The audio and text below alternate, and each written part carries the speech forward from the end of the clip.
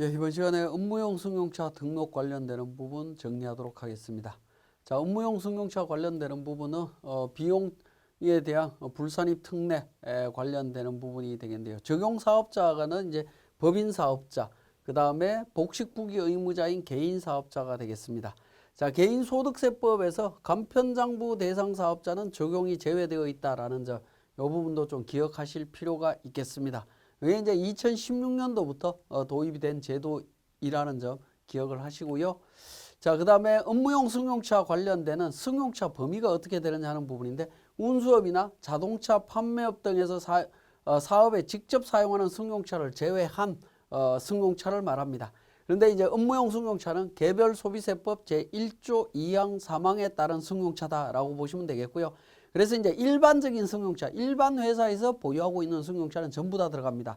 그리고 SUV라든가 RV, CUV 차량도 포함이 된다라는 거. 그래서 웬만한 승용차는 전부 다 대상이 된다라는 거 기억하셔야 되겠습니다. 자, 그 다음에 승용차가 아닌 9인승 이상의 승합차라든가 버스라든가 트럭은 제외되도록 되어 있습니다. 승용차로 등록되어 있는 건 전부 다 해당 사항이 있지만 그 외의 것은 규정 대상이 아니다라는 거고요. 자, 부가가치세 매입세액이 공제되는 경차도 제외되도록 되어 있습니다. 경차도 제외된다라는 사실 기억하셔야 되겠는데, 경차는 배기량이 1000cc 이하로 길이가 3.6m 이하고 폭이 1.6m 이하인 차량이 되겠습니다. 전기자동차 포함해서 제외되도록 되어 있습니다. 그래서 승용차 중에 경차도 제외된다라는 사실. 그 다음에 오토바이 같은 경우에 어떻게 되냐, 이륜 자동차가 되겠죠. 125cc 이하의 이륜 자동차는 업무용 승용차에서 제외되도록 되어 있습니다.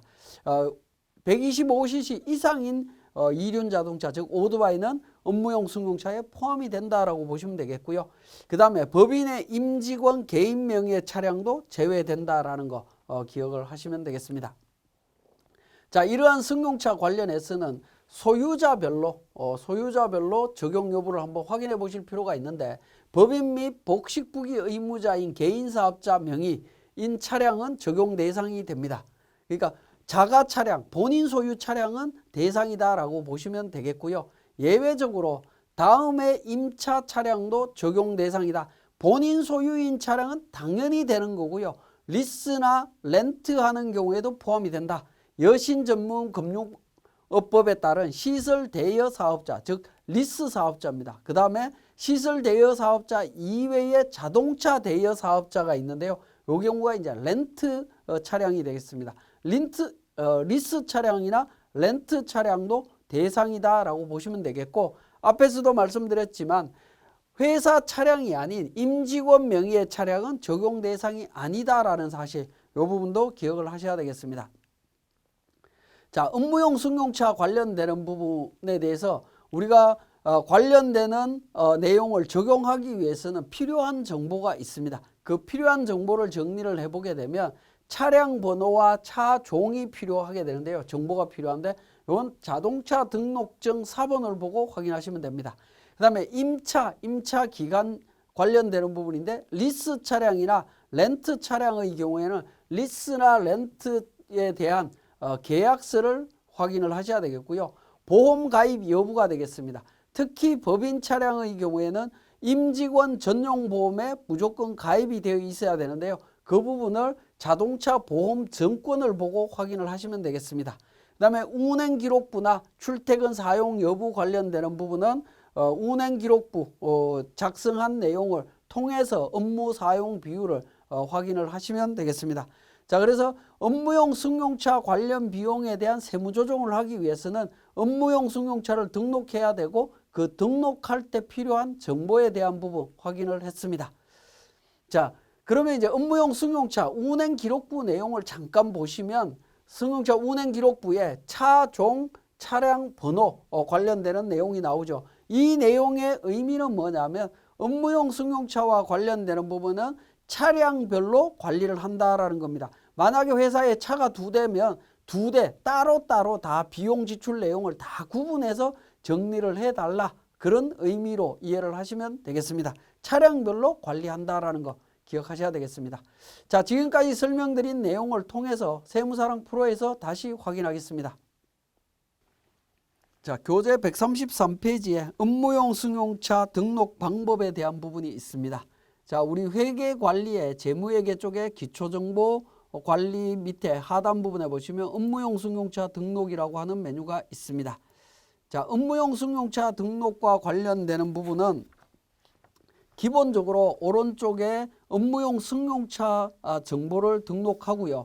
그 다음에 저 차량별로 차량 상세 내용을 등록하도록 되어 있습니다. 자, 코드 번호는 일련 번호로 그냥 등록을 하시면 되겠고요. 차량 번호, 차종을 선택을 하게 됩니다. 차량 번호 예를 들어서 1143 나 4321 해서 대형차, 2번에 1234가 1234 해서 중형차, 차 두 대가 있다라고 하면 이 두 대를 차량 등록증을 보고 확인을 하시면 되겠습니다. 확인을 하시고요. 자, 오른쪽에 차량 상세 등록 내용이 나옵니다. 차량 상세 등록 내용은 고정자산 계정 과목과 고정자산 코드명을 연결을 해달라는 부분입니다. 업무용 승용차 관련되는 비용에 대한 범위에는 감가상각비도 포함이 되어 있다는 겁니다. 그래서 감가상각비를 연계시키기 위해서 고정자산 등록에 등록되어 있는 정보와 연결하는 과정이다라고 보시면 되겠습니다. 자, 고정자산 등록 관련되는 부분에서 우리 차량 부분 208번이죠. 차량 부분을 같이 한번 보도록 하겠습니다. 자, 업무용 승용차 등록 메뉴이고요. 관련되는 부분이 있습니다. 자, 고정자산 등록에 보시면 1234가 1234 1번 차량이 있고요. 10일나 4321 차량이 있습니다. 자, 보시면 10일나 4321차 대형차 관련되는 부분이 있는데요. 자, 이 부분 계정 과목 어떻게 되죠? 고정자산 계정 과목 208번 계정 과목이고요. 고정자산 코드명이 어떻게 되어 있습니까? 3번 차량으로 되어 있죠. 일련 번호 3번입니다. 3번으로 연계함으로써 그러니까 3번 차량에 대한 감가상각비, 예를 들어서 감가상각비를 계산하게 되면 1,000만 원이 나옵니다. 이 1,000만 원에 대한 부분이 업무용 승용차 관련되는 비용 세무조정을 할 때 감가상각비까지 1,000만 원으로 계산된 금액을 반영해서 세무조정으로 진행되는 과정을 연계시키기 위한 부분으로 이해를 하시면 되겠습니다. 자, 두 번째 차량도 마찬가지로 등록이 되어 있습니다. 연계가 되어 있죠. 두 번째 차량 관련되는 부분 연계가 되어 있습니다. 자, 연계되어 있는 내용을 바탕으로 해서 정리를 하시면 된다라고 보시면 되겠네요. 자, 이런 형태로 감가상각비까지 연계하는 과정 살펴봤고요. 그 밑에 이제 취득일자부터 시작해서 내용들을 등록하시면 되는데, 취득일자 관련되는 부분은 감가상각 자산의 고정자산 등록에 등록이 되어 있는 부분은 그 감가상각 자산에 등록된 취득일자가 자동으로 반영이 됩니다. 자, 경비 구분은 크게 신경 안 쓰셔도 되는 부분인 것 같고요. 자, 그 다음에 부서 직책 성명은 필요하시다면 등록하시면 되겠습니다. 자, 8번에 임차 여부가 되겠습니다. 자가 차량의 경우에는 1번 자가를 선택하시면 되겠고, 임차 차량인 경우에는 2번 렌트, 금융리스, 운용리스 관련되는 부분이 있습니다. 2번, 3번, 4번 관련되는 부분 등록하시면 됩니다. 자, 그렇게 등록을 하시고요. 이 차량은 그러니까 자가 차량이기 때문에 자가로 등록했습니다. 만약에 임차 차량이다라고 하면 임차 기간, 렌트나 금융리스, 운용리스의 경우에는 임차 기간을 등록을 해 주셔야 되겠습니다. 자, 그 다음에 보험 가입 관련되는 부분에 있어서 가입했느냐, 일부 가입했느냐, 미가입이냐 여부가 되겠습니다. 이 보험이라고 하는 부분은 일반 자동차 보험을 의미하는 것이 아니고요. 임직원 전용 자동차 보험을 말합니다. 자동차 보험 증권을 보고 임직원 전용이라는 용어가 들어가 있으면 가입으로 선택을 하시면 되겠습니다. 그리고 보험 기간을 입력을 해 주시고요. 자, 운행기록부 사용 여부도 표시를 해주시면 되겠습니다. 운행기록부 사용한다면 여로, 사용하지 않는다면 부로 체크를 하시면 되겠고, 출퇴근 사용 여부라든가 자택 근무지 관련되는 부분은 필요하다면 등록하시면 되겠습니다. 자, 이렇게 업무용 승용차가 등록이 되면 우리 고정자산 적요 및 계정과목 및 적요 등록에서 업무용 승용차 관련되는 부분이 있었죠. 업무용 차 여부에 대한 등록이 되어 있었을 겁니다. 자, 이 업무용 승용차 관련되는 비용을 회계 처리할 때 업무용 승용차별로 관련 내용들을 회계 처리할 수 있도록 연계가 된다라고 보시면 되겠습니다. 자, 우리 교재 134페이지에 법인 소유 차량과 리스 렌트 차량에 대해서 등록하는 추가 정보 등록하는 내용들 요약 정리되어 있습니다. 확인해 주시면 되겠습니다.